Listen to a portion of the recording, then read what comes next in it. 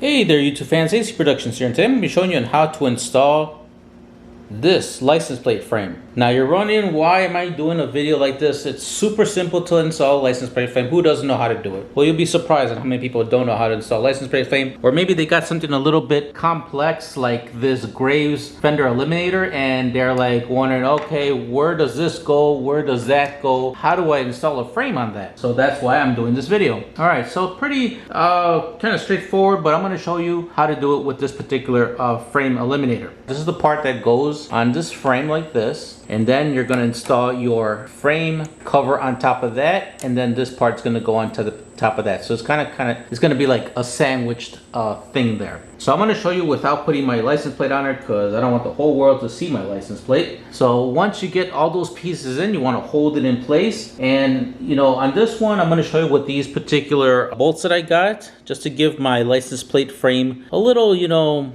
something different. But if you don't happen to have these, that's okay. If you happen to just have the bolt, you could just put the bolt. But I'm going to put it all together with this thing. You could go ahead and put a little bit of thread lock on the threads and then put the nut. So go ahead and put that out. Oh, there that goes. So it might get a little tricky on doing this when you're putting everything all together. Just try to do the best you can. All right, put one through and then grab the other brackets. Like I said, it will get tricky. Just pretty much patience is what you would need for this. And then once you get the one in, just grab the nut and then just put it on through the other side, and that will kind of, you know, hold it for you while you have everything going on. At least one part will hold on for you. So this part may get a little tricky just because it's kind of hard to see back there with the camera in my way. All right, so once you get that one in there, then just go ahead and grab your bolt for the other end, which I have right here, and then pretty much repeat the process. Get it all in there like so. You know, you may have to maneuver the brackets a little bit, but there you go. All right, so now that you got that in, it's up to you if you want to do the bottom parts, but I do suggest doing the bottom parts because obviously you're going to have your plate there, so you want to make sure that you have all the screws in. So let me go ahead and move the camera out of my way so I can really tidy up everything, but it's pretty much, that's how simple it is. I just kind of wanted to show you a video of it, just in case you had that particular